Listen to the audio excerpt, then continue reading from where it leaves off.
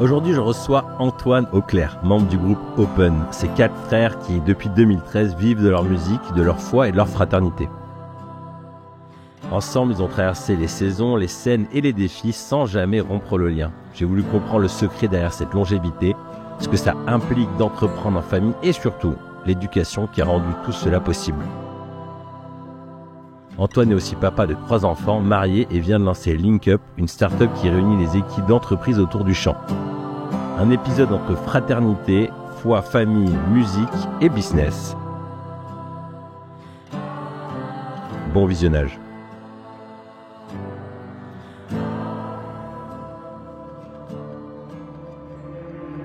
Bienvenue Antoine. Salut David. On attaque direct dans le sujet. Je suis hyper content de t'avoir parce que ce que tu as fait avec tes frangins, j'en suis jaloux.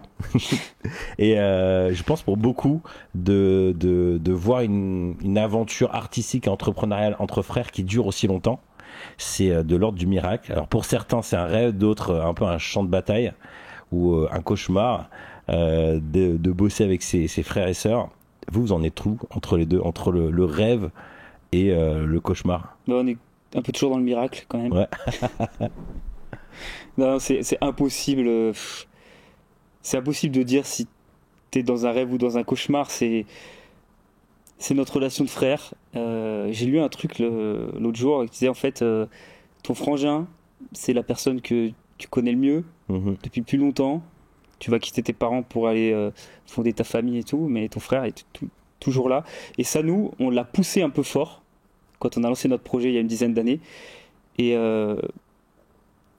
on l'a gardé. Et c'est un peu... si je te dis que c'est choisi, c'est vrai, mais c'est aussi un peu subi. Ok. Mais positivement. Parce que... on a un truc avec les frangins, ça vient de la famille, des parents, de notre héritage. C'est un peu ce délire de prendre la vie comme elle vient. Okay. Et il y a eu ce package à un moment donné, ce projet à 4 sur Open, une espèce d'opportunité. S'il n'y avait pas eu telle rencontre il y a une dizaine d'années à ce moment-là pour ce projet-là, je pense qu'on n'aurait pas fait Open. On n'aurait pas bossé entre frères. Mais il y a un truc de la vie qui s'est présenté à ce moment-là, on a pris, et puis on aime bien dire ça, que ça a toujours été comme ça, Open. Ouais, et après, vous avez déroulé tu déroules, okay. Tu déroules la plot, tu dis oui partout où on te demande d'aller, tu continues ton truc, et à 36 ans bientôt, tu apprends à dire un peu non aussi, mais en tout cas, on a dit oui à fond, et ça a continué comme ça. Et est-ce que l'unité entre les frangins, parce que là, il y a un peu 3 mondes, il y a la famille, le business et l'artistique. Donc ça fait quand même beaucoup d'éléments. Est-ce que cette cohésion, elle s'est fait naturellement, c'est-à-dire avec le temps, vous vous rendez compte que en fait ça match, que de par l'éducation tout c'est fluide, ou est-ce que ça a été un vrai véritable enjeu sur lequel vous avez bossé? Tu me disais par exemple il y a pas si longtemps vous avez fait une genre de retraite de coaching pour travailler l'unité. Est-ce que c'était intentionnellement, vous dites les gars il faut vraiment qu'on travaille sur notre unité, ou c'était fluide? Non, ça a été toujours globalement assez fluide. Okay. Puis on n'est pas trop des mecs, après c'est peut-être un peu masculin aussi, mais pas trop des mecs à faire trop des points, à se poser, à relire le passé pour avoir une vision long terme devant, qui continue, qui arrête, on est ensemble ou pas. C'est juste, je pense qu'on a vécu une petite crise des 10 ans. Ouais. Et ça, je crois que c'est assez... ça arrive entre associés.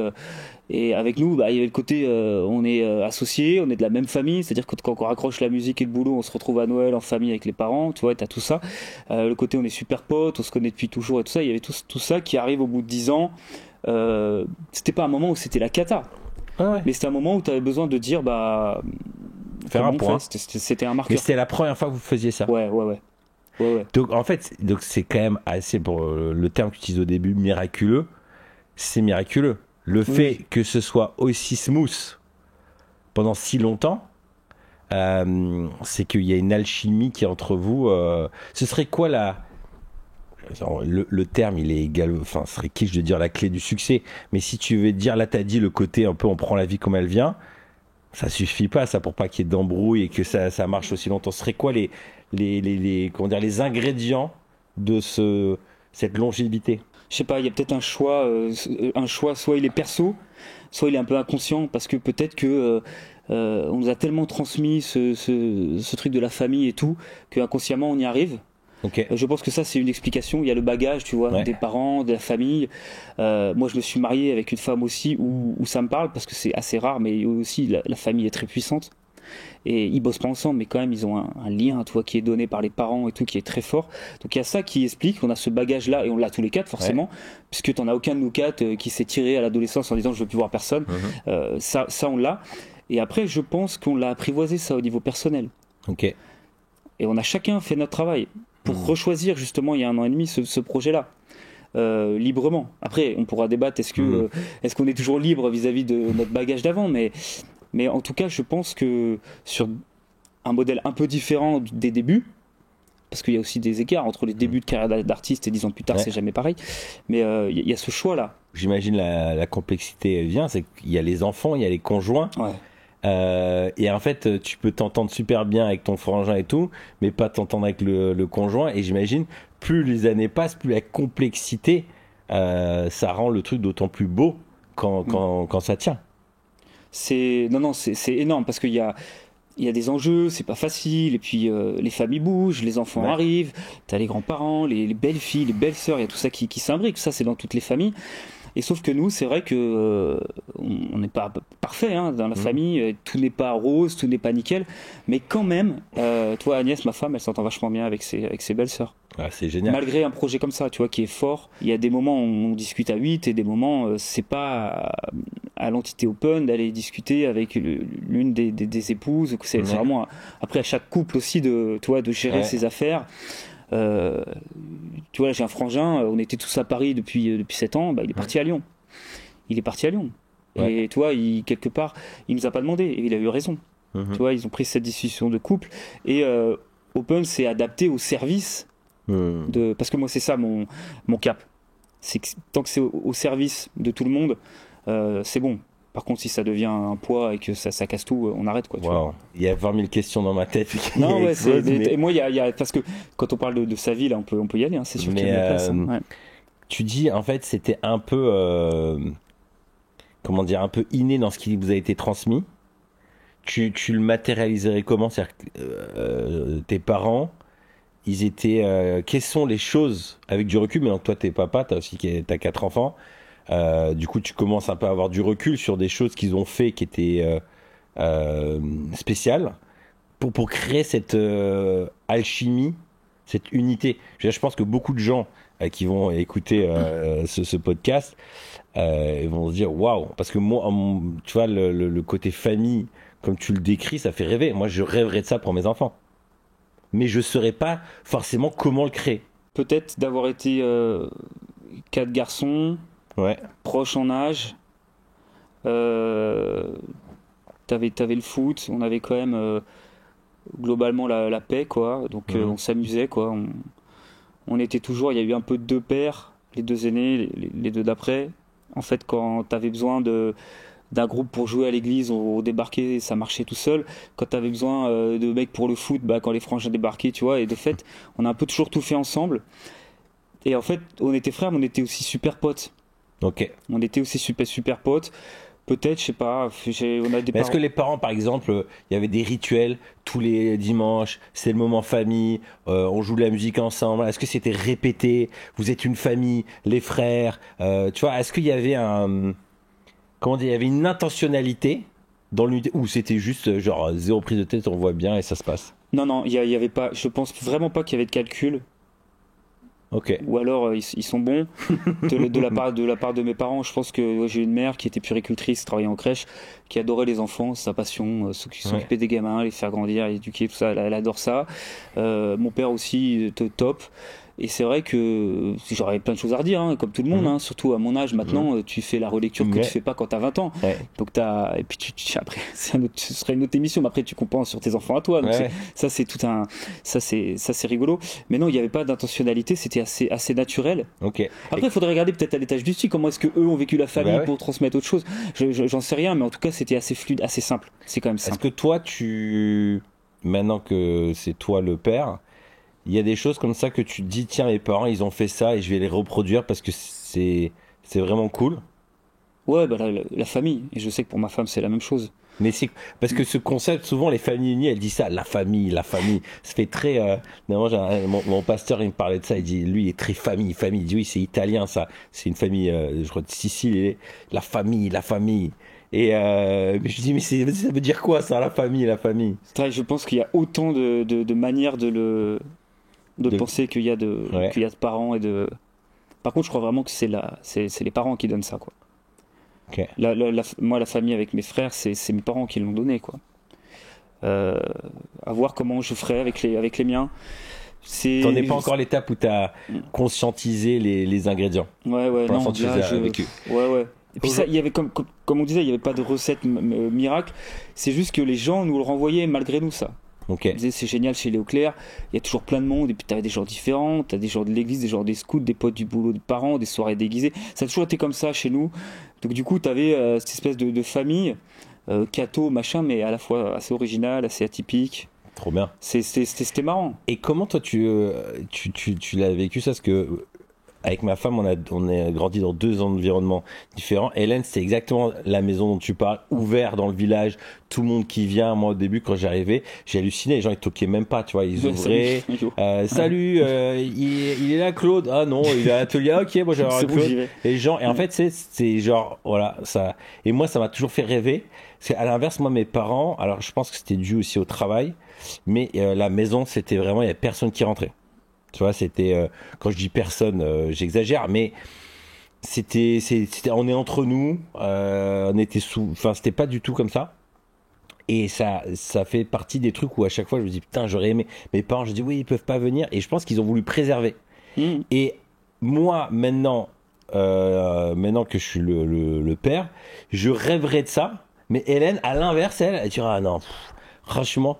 Toi, tu voudrais refaire pareil ou non? Non, non, mais tu sais, c'est marrant parce que ça me parle vachement ce que tu dis, notamment l'exemple de ta femme, l'exemple d'Hélène, c'est que moi, j'ai adoré mon enfance, la maison et tout, mais quand je vois aujourd'hui mes parents qui sont plus âgés, Ouais, la vie qu'ils mènent qui n'a pas changé, c'est-à-dire qu'ils sont toujours à droite, à gauche, si tu veux. Maintenant, en plus, ils font les mariages des enfants de leurs copains, ils ont fait un mariage par an, ils y vont à tous et tout, ils sont toujours sur la route, et je dis, eh ben punaise, tu vois, est-ce que moi, je sais pas, je suis pas comme eux, on est différents, mais je sais pas si j'aurais la même capacité ouais. à faire autant qu'ils font maintenant à leur âge et qu'ils faisaient à l'époque. Avec toujours des trucs. Et toi, ta maison, t'es en mode open bar aussi comme ça ou? Non, pas autant. Bah déjà, on habite à Paris, des apparts, tu reçois plus difficilement. Et puis c'est pas la même réalité. Nous, on a quand même pris par nos boulots, charge mentale d'être à ton compte. Ouais. T'es pas salarié où tu raccroches à 19h ou 20h. Je pense que ça a un gros impact. Ouais, c'est un gros impact. Je pense sur l'ouverture de la famille, on a des sujets. Et puis là, mes enfants, ils sont petits, donc on est un peu, tu vois, dans l'œil du cyclone. Ouais. Mais en tout cas, je vois déjà, même si on se ressemble sur plein de points avec mes parents, qu'il y a des différences. Et Ouais. il y a même des différences entre les frères.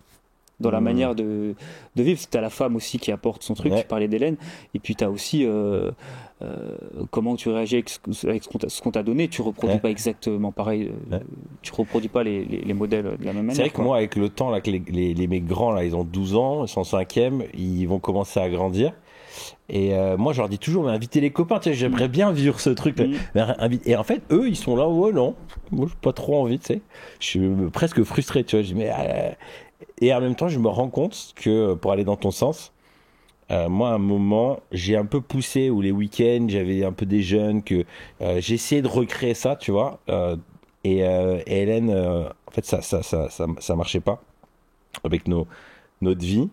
Et le fait de faire de la maison un peu un sanctuaire où tu te retrouves, je trouve ça assez sain pour aller dans ton sens. Carrément. Ouais, ouais. Quand t'as la semaine, t'es en mode intensité, t'as besoin de te retrouver dans ta bulle.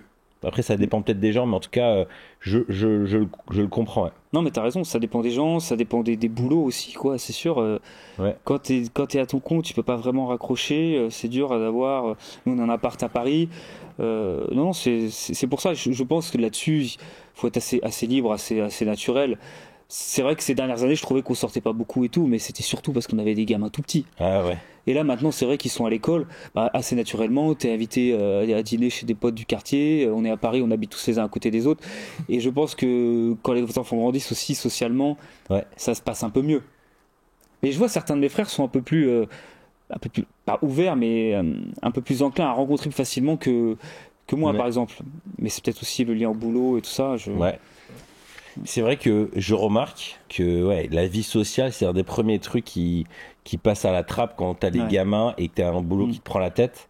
Mais en même temps, c'est cette phrase que je déteste, qu'on connaît tous, hein, choisir c'est renoncer. Moi, c'est ce que je me répète dès que je suis frustré. Tu sais, dans les disputes, souvent, il y a un truc qui ressort, moi. Quand je m'embrouille avec Hélène, je dis, ouais, ça fait des mois qu'on a vu personne. Tu sais, j'ai presque envie, c'est comme, j'ai envie de la culpabiliser, tu vois. Mais à chaque fois, elle me dit, mais je t'ai empêché quand de voir du monde? Et puis, en fait, bah, il fallait pas faire 4 gamins et, je veux dire, à un moment, il fallait choisir avant, tu vois. Genre, à chaque fois, elle me renvoie la responsabilité. Et elle a raison. Et en même temps, souvent, je me dis, bon, ben, c'est une saison de ma vie. Ça fait partie du jeu et on verra plus tard, quoi. Ouais, puis c'est. Ouais, je pense que ça revient, quoi. Ouais.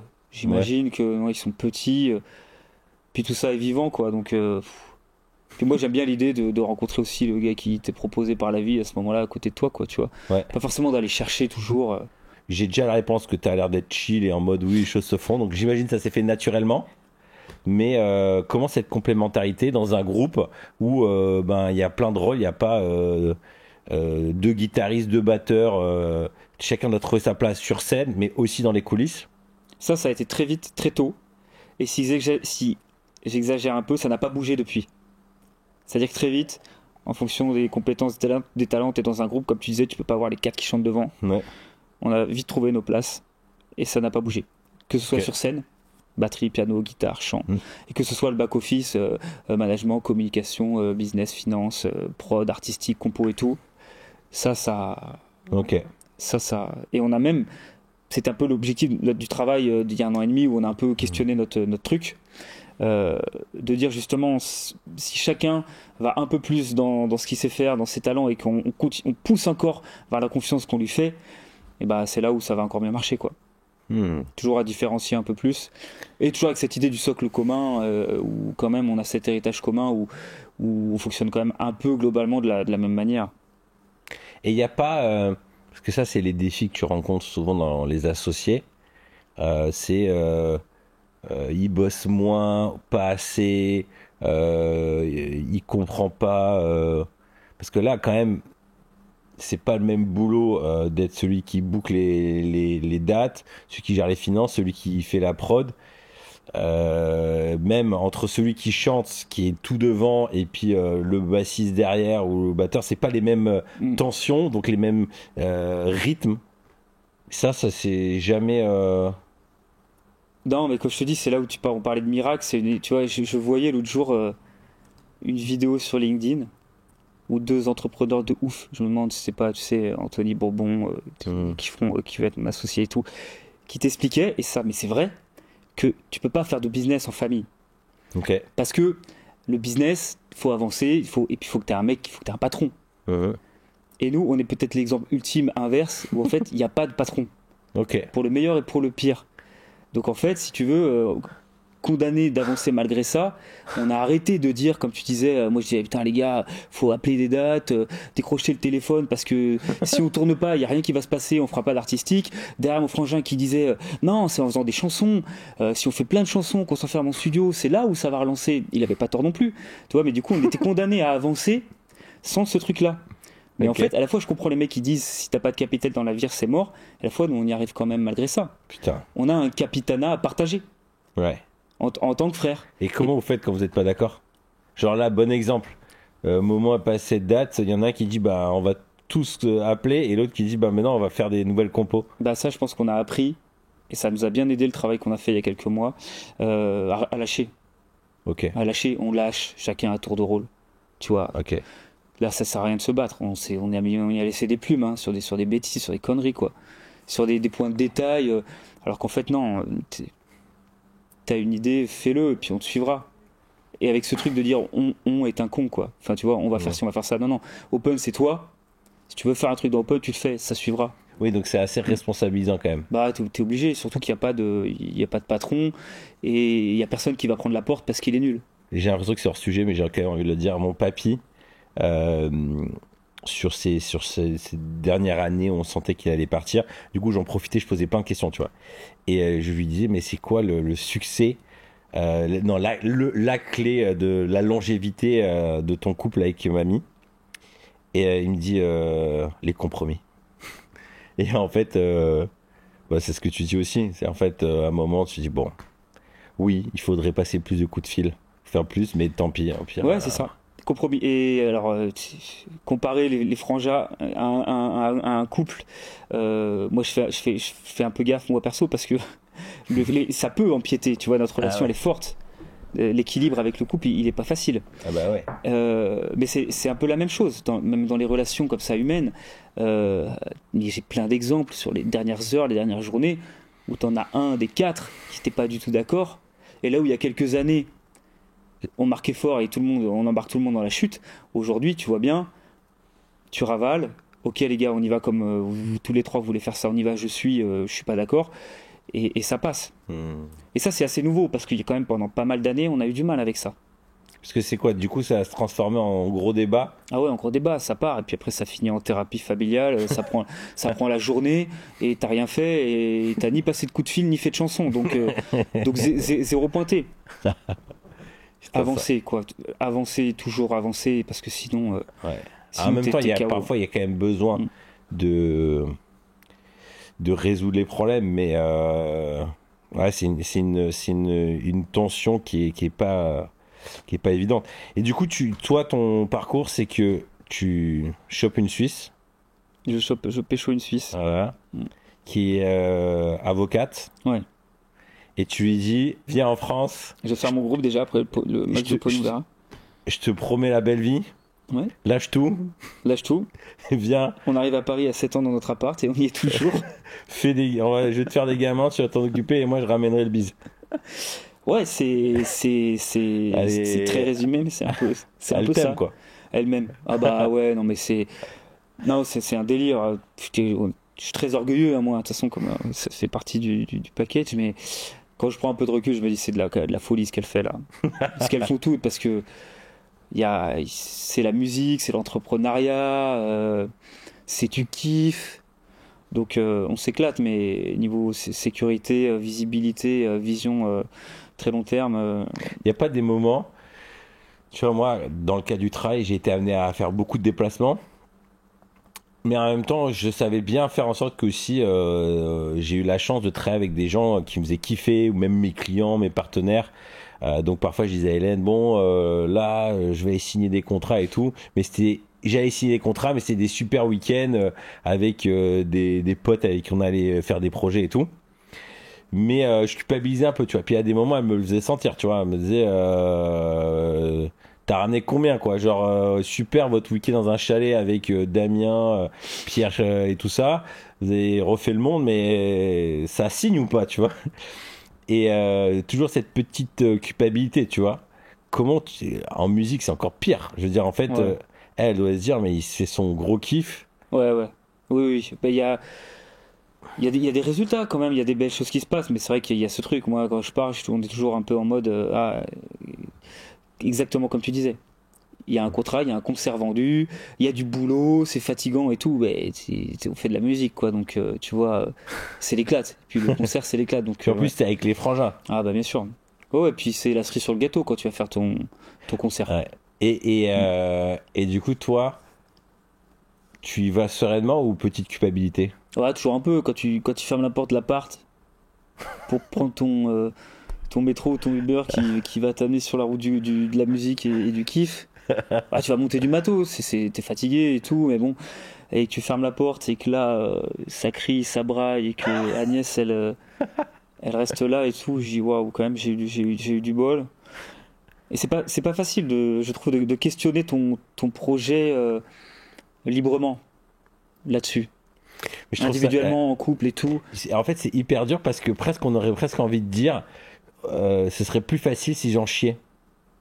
Tu sais, genre, chérie, je vais à la mine, je reviens dans 3 jours, courage. Et là, elle te fait, courage, t'inquiète pas, je prends soin des enfants. Je rêverais de rester avec les enfants, et que là, il y a la mine à ma place. Mais ouais, je dois y aller. Alors que là, elle voit dans notre regard qu'on a juste qu'une envie, c'est de partir. De fermer la porte. Et moi, ça a été un putain de long process pour moi, parce que, en fait, le défi que j'ai rencontré, c'est que donc déjà je partais, je me sentais pas bien, parce qu'en plus de ça, comme par hasard, c'est le moment où elle vrillait, tu sais, les moments où je devais partir. La veille, Hélène avait des nuits de merde, du coup je dormais mal, le matin ça gueulait et tout, et moi j'étais là, putain, mais c'est comme par hasard quoi, tu sais, genre j'avais envie de m'énerver, et en même temps je me sentais coupable de ouf. Puis après, alors là on a appris avec le temps, mais dans les premières années, je recevais des messages, des coucou, ça va chérie, un enfer, les gamins ils dorment pas, ils m'ont réveillé 8 fois dans la nuit. J'étais là, oh putain, tu sais, genre culpabilité maximale. Et quand je rentrais, j'étais rincé. Mais j'étais rincé pourquoi? J'avais bossé, mais après j'allais faire des apéros parce que j'étais à Paris ou je sais pas où, avec des clients, mais aussi avec les associés, avec l'équipe. Ça avait fini tard, puis après j'avais encore discuté hyper tard avec Thomas. Et en fait, je dormais quasiment pas.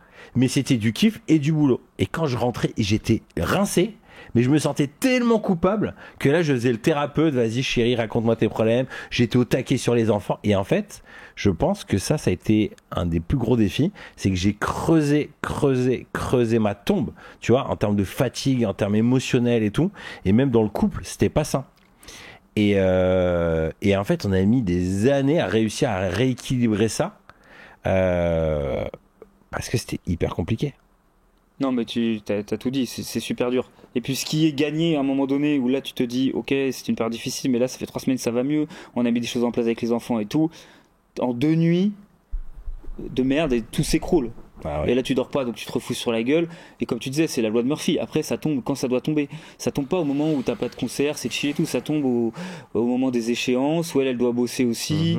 Elle doit aller faire ses photos, et moi je pars à ce moment-là, et là il y a rien qui va, ça tombe toujours au mauvais moment. Parce que elle, en fait, du coup, elle est passée de avocate à photographe. Ouais. Et photographe genre mariage, tout ça, ou photographe, c'est sous-entendu, est-ce que c'est les week-ends et les... Elle a commencé, elle a trouvé ce projet-là parce que elle cherchait quand même un truc bien pour elle, où elle s'épanouisse, et qu'elle a toujours eu envie quand même de pas lâcher les enfants petits, d'avoir la flexibilité. Ouais, et puis elle voulait reprendre une activité, mais sans sacrifier la famille, sacrifier les enfants. Ok. Donc elle a trouvé un truc qui lui va vachement bien. En plus, elle est super forte dans ce qu'elle fait. Elle s'est formée à la photo. Elle a plein de clients qui sont super contents. Il y a ça aussi. C'est que toi, tu galères dans ton truc, et ta femme, elle touche à des trucs.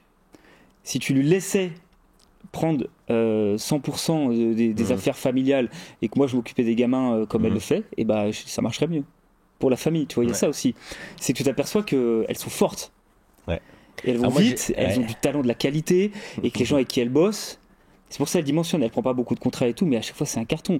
Et moi je me dis, vas-y, je pédale avec mes 36 000 projets qui traînent sur des années, il y a des trucs qui marchent, d'autres qui se passent la gueule, et elle ça cartonne parce qu'elle est forte.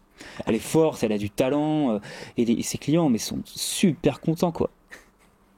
Tu vois, tu galères, moi je galère sur les réseaux sociaux et tout, elle a ça dans le sens, ça marche direct, tu vois, t'as plein de trucs comme ça où tu te dis, punaise, elles sont fortes, quoi. Je trouve qu'aujourd'hui, comme tu dis, elles sont talentueuses, mais c'est dur de... je vois mon père, c'était facile, quoi, genre lui il bossait, maman était à la maison, les rôles étaient très clairs. Ouais. Et nous, on est la génération d'après qui vit ça, et on est quelque part un peu démunis dans cet équilibre-là, quoi. C'est une ligne de crête, et moi, ça me fait toujours marrer d'entendre ces trucs sur les réseaux, équilibre pro, perso. Non, mais arrêtez, chacun fait ce qu'il peut, et à un moment ça va, et puis ça bascule d'un côté, puis à un moment c'est cool, puis ça repart dans l'autre sens, et chacun fait ce qu'il peut, mais c'est vrai qu'il y a des...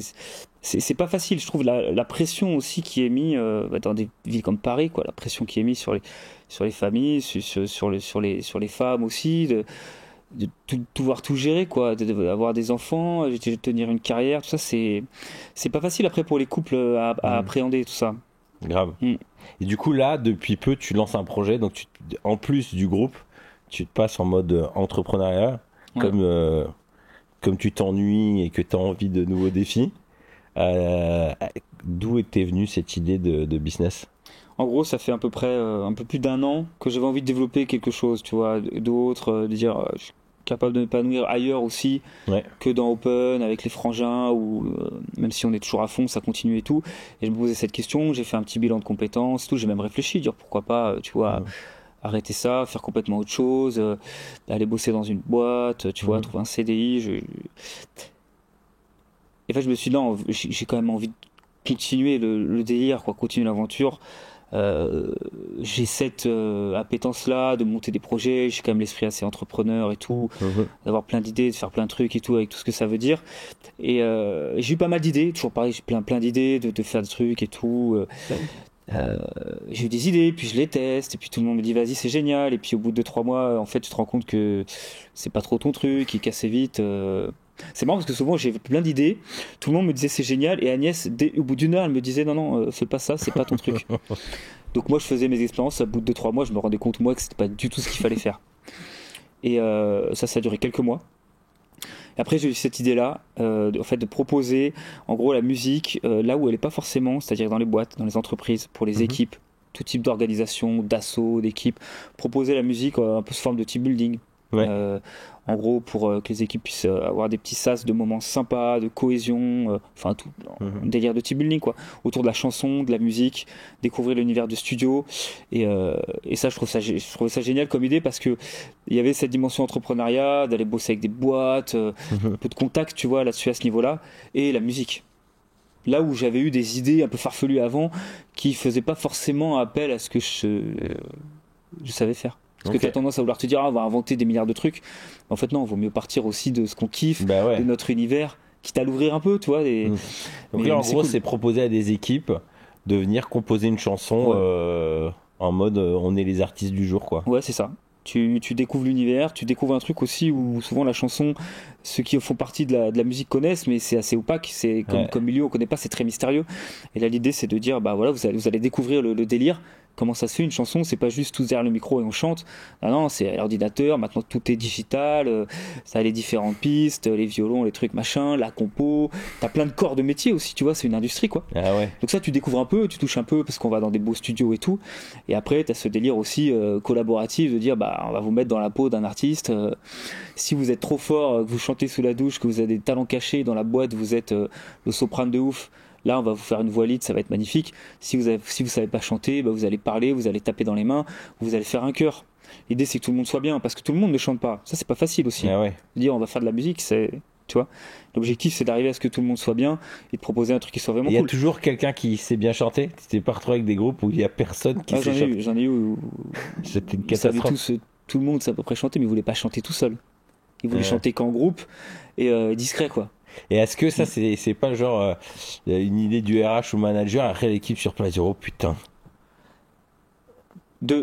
Ça, c'est un écueil des team building. Souvent, je m'aperçois que c'est soit génial, soit trop nul. T'as pas entre les deux. Ah ouais. Et en fait, l'objectif, c'est que ce soit génial, quoi. Bah ouais. Et ça, faut s'adapter, faut comprendre.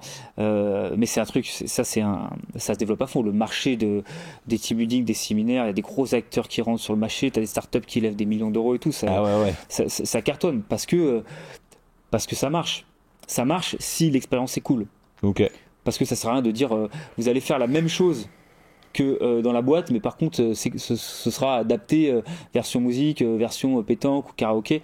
Non, il faut juste que ce soit cool et que les gens passent un bon moment. Waouh. Et est-ce que dans l'idée il y a écrivez la chanson de votre équipe? Ouais, ça je l'ai encore jamais fait, mais ça on propose. Votre pas emblème, mais votre un genre de slogan, de chanson phare. Ça je l'ai encore jamais fait, mais ça c'est une idée qui revient souvent, qu'on me demande souvent. On dit puis en plus on va faire ça, et en plus on aura la chanson et tout. Alors après c'est nous, faut gérer, mais créer une chanson c'est pas facile, faut du temps. Mais les équipes ont que 2-3 heures, tu vois. Mais non, avec l'IA, il y aurait pas moyen. Ouais, des trucs à faire. Tu sais, tu les mets devant, ils donnent des idées, et puis après l'IA mouline pour que ça aille vite. Ah ouais, non, mais tu vois, il n'y avait pas moyen. C'est sans limite. Ah ouais, bien sûr. Moi, quand je me projetais, quand je suis allé voir ton site et tout, je me disais, je pense que ça ferait délirer mon équipe d'écrire la chanson de l'équipe. Mais je sais pas sous quelle forme. Je pense qu'il faudrait qu'il y ait des modèles pour les aider à. Ouais, bien sûr. Parce que là aujourd'hui, c'est quoi? Ils reprennent des tubes. Une compo, une chanson avec nous, vraiment la compo texte et musique. Ouais. soit vraiment juste le texte. Et ça va plus vite sur les bandes son originales de Gimme, de ABBA ou des trucs comme ça. Jean-Jacques Goldman, un truc très connu. Ah oui, tu reprends une chanson et tu changes juste les paroles. Tu changes les paroles. Ah ça, oui. c'est les deux offres. Mais après, c'est vrai qu'il y a des possibilités infinies. J'ai envie de construire avec les managers, construire avec ceux qui veulent monter le truc, que ce soit sur mesure, que ce soit cool ce qu'on propose nous, Ouais. mais que aussi si les gars ont des idées de dire mais on va faire ça. On a des copains qui voulaient faire une appli, ils disent ton projet c'est génial, mais est-ce qu'on peut faire le son de lancement de notre appli de jeu en soirée avec des potes? Et on a fait ça. Et du coup Ok. c'était génial parce qu'ils ont vécu l'expérience de la musique, mais ils avaient un truc qui leur était utile à eux, tu vois. Ah, Et génial. ça c'est top. Ton expérience entrepreneuriale avec les frangins dans le monde de la musique, et là maintenant, même si c'est toujours la musique, tu vois une grosse différence ou c'est même chose? Mais c'est assez intéressant, je trouve que c'est dur de lancer un truc, Ouais. même si derrière j'arrive avec un peu le savoir-faire de Open, Ouais. la notoriété. Souvent, moi, quand j'appelle des prospects ou des clients, t'as vraiment ce truc, c'est par le réseau, donc ils connaissent Open. Donc c'est un gars d'Open qui va présenter un nouveau projet. Mais on Mhm. parle surtout de Open, tu vois, parce que... Oui. Et du coup, je m'aperçois que c'est difficile de repartir de zéro. Alors qu'en fait, Open, t'as vraiment 12 ans d'expérience, t'as une marque, c'est un peu connu dans le réseau, Ouais. auprès des gens et tout. Donc quelque part, ça c'est un peu la réflexion que j'avais hier. Je dis en fait, rien peut remplacer les années, l'expérience en fait. Parce que là, ton parcours open t'aide pour ton nouveau business? Ah bah à fond, ouais, à fond. Et déjà c'est dur de créer quelque chose, tu vois, de toute pièce. Mhm. En plus, c'est original, ça n'existe pas vraiment et tout. Mais alors, si j'avais pas Open, là, ce serait encore plus dur pour approcher, avoir des clients et tout. Et maintenant, tu fais prospection à... Ouais, prospection, j'essaie de pousser un peu les réseaux sociaux. Toujours avec cette idée, sortir un peu de la zone de confort, quoi. Essayer de bouger. Je l'ai beaucoup entendu ça. D'ailleurs, c'est le premier conseil qu'il m'a donné mon mentor Eric Sellery je crois, la première année où je me suis lancé. Il me disait, tu bâtis succès après succès. Tu te focalises sur un premier succès. Tu verras le deuxième, il sera un peu plus facile parce que tu as déjà un track record. Et c'est vrai que réussir à s'appuyer sur le passé, c'est je dirais pas le plus facile, mais c'est pour ça qu'avec le temps, on devient de meilleur en meilleur. Ouais, c'est ça. Et là où je me disais, ah, je lance un autre truc, en fait, ça sert vachement. Mon expérience que j'ai fait et tout, tu capitalises à fond sur ce que tu as fait avant, et c'est ça qui te pousse, quoi. puis Et là, pour le réseau aussi. t'as embarqué tes frères? Ouais, quand même. Bah, après, c'est toujours, ils sont toujours pas loin. On se donne des idées, on s'aide dans nos projets et tout. Et j'ai un de mes frangins, Armand, il est à fond avec moi. Parce qu'en fait, je pourrais pas sans lui. Lui, il va gérer toute la partie technique. Moi, ces trucs, je suis pas bon là-dedans. Donc, il va gérer la partie technique, accompagnement. Lui, il est super chaud pour accueillir les gens en studio, enregistrer, mettre les gens à l'aise et tout. Et on forme un bon binôme, quoi. Et là, les retours que tu as des boîtes, c'est quel type de société qui fait appel à toi? C'est plutôt c'est un peu start-up quand même comme truc, voilà, des équipes dans des grosses boîtes qui Ouais. ont les budgets, qui ont l'habitude des team building et tout ça. Ouais. Mais ce qui est intéressant, c'est qu'en parlant beaucoup de ce projet, je m'aperçois que tout le monde est à peu près concerné, quoi. Mais justement, ça m'étonne. Tu dis que le business du team building, il augmente. Comment t'expliques ça? Bah, a priori, c'est encore en croissance. Je pense que tout ça, c'est lié aussi aux problématiques responsabilité des entreprises, la RSE, bien-être au travail, tout ce rapport aussi au travail qui change, qui a besoin d'être accompagné. Et là, ce marché-là, il apporte. Ouais. Je sors d'ici et je croise un gars dans la rue qui veut ma carte et me faire bosser demain matin. Je déboule à Bordeaux avec mon équipe. Ah et oui, tout, c'est-à-dire qu'en fait, tu peux faire ça n'importe où. Ah bah oui, c'est facile. C'est facile. T'as un peu de niveau, soit on va dans un studio, on découvre, c'est génial, à Paris, le beau studio, high-tech et tout, vachement joli, c'est top. Ou soit on se pointe sur les lieux, parce que c'est aussi beaucoup comme ça. Les équipes souvent vont au vert, en région parisienne, tu vois, à la campagne, passent 2-3 jours, et là nous on vient pour une activité. C'est marrant parce que dernièrement, je sais pas si tu as vu passer ça, comment elle s'appelle c'est Julia De Funès, qui est la fille la petite fille, je crois, de Funès, qui est une philosophe. Et son dernier bouquin, c'est sur, en gros, les vertus des managers font les vices des entreprises. Sous-entendu, un peu tout cet environnement de bienveillance dans l'entreprise, en fait, en réalité, crée un monde compliqué, en fin de compte, pour les salariés. Et un des gros sujets qu'elle torpille, c'est le team building. En fait, elle dit, le team building, c'est vraiment comment dire, c'est le summum du faux cul, en tout cas selon elle. C'est-à-dire qu'en gros, tu prends des gens qui ont qu'une envie, c'est d'être à la maison et kiffer. Et en fait, au lieu de leur faire une augmentation, tu leur dis venez, on va faire un petit team building, tu vois.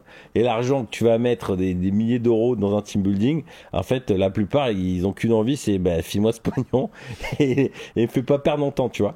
Et en fait, en l'écoutant, je trouve ça dur, tu vois. Surtout que j'ai lu ça, genre c'était une semaine avant qu'on fasse notre propre team building.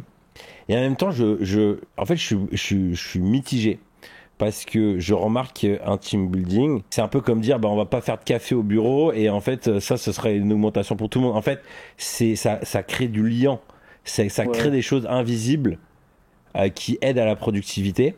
Et en même temps, je peux comprendre ce côté-là d'être bon gestionnaire et de faire attention. Oui, parce que tu voudrais, j'imagine, hein, je découvre cet univers-là, tu vois, donc je ne parle pas de grands connaisseurs, mais j'imagine que tu as une tendance, si le manager, tu vois, la direction dépense, d'avoir un retour sur investissement, tu vois, objectif, quantifiable, vraiment, est-ce que ça va changer la cohésion, sur quel point, nanana. Moi, j'ai l'impression, peut-être mon approche est nulle, hein, j'ai l'impression que quelque part, juste, qu'en fait, les équipes passent un bon moment, qu'ils changent de leur vie dans la boîte, ou quand même, tu vois, tu as des objectifs et tout, là, tu as déjà fait le taf, en fait, comme tu dis. Ce serait comme enlever la machine à café quelque part. Ouais. Que ce soit cool et que derrière, en fait, passer un bon moment avec les collègues, c'est déjà quelque part, c'est déjà énorme ça. Ouais.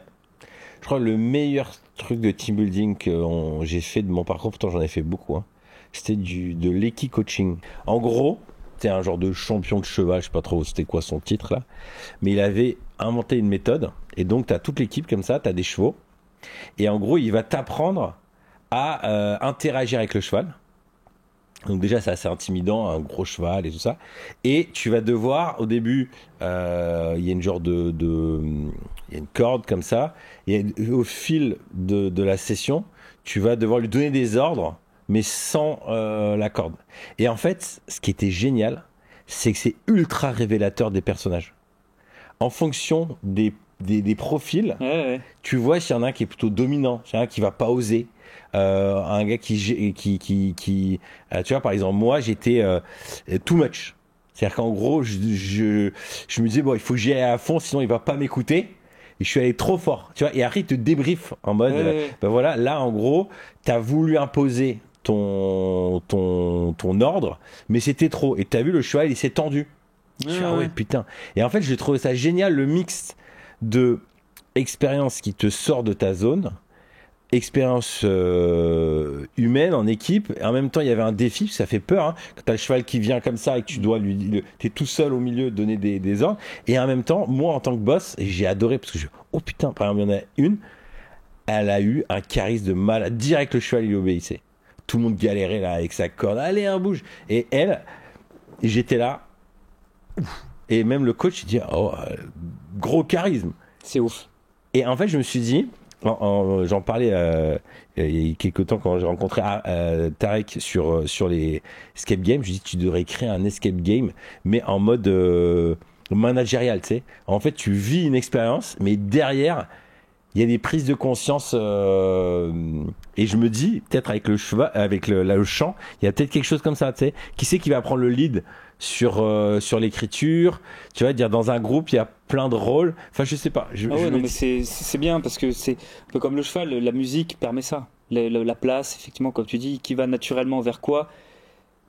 T'as des mecs qui vont batailler pour toute leur vie pour un truc qu'ils n'arriveront pas à faire, et comme tu dis t'as une nana qui arrive pour le cheval et ça marche direct alors qu'elle et puis surtout que c'était elle, c'était pas du tout une chef ni rien. Ouais, bien sûr. Et en fait c'est moi en tout cas je pense, bon là c'est plus un avis extérieur à l'industrie, mais plutôt en tant que consommateur, de me vendre une expérience avec une dimension, je dirais pas d'analyse, mais presque un peu ça, en disant tu vas mieux connaître tes équipes et eux vont mieux se connaître. Le profil, Là d'un coup ça fait monter la valeur. Bien sûr. Mais bon, c'est cool, franchement il y a de l'attraction, j'en ai déjà fait quelques-uns et tout, je suis très optimiste. Le succès de ton projet c'est que du commercial.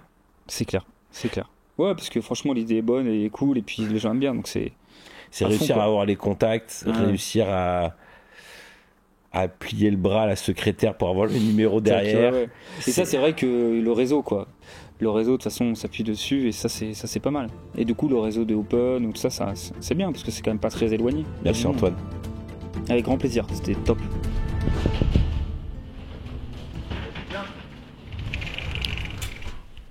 Ouais, David, tu travailles sur quoi?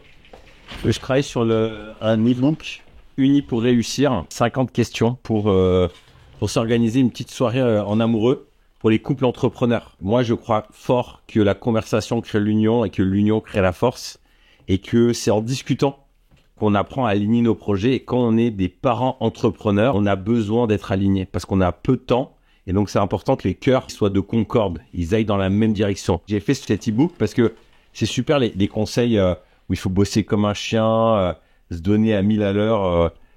Mais en fait, quand on a une famille, nous 4 enfants, ça fait 15 ans qu'on est mariés, on a monté 2 sociétés, on avait plus de 60 salariés. La vie, elle va très très vite. Et du coup, c'est important d'avoir des temps de qualité. Et du coup, ce que je te propose, c'est un e-book gratuit avec 50 questions qui sont un peu une base de discussion.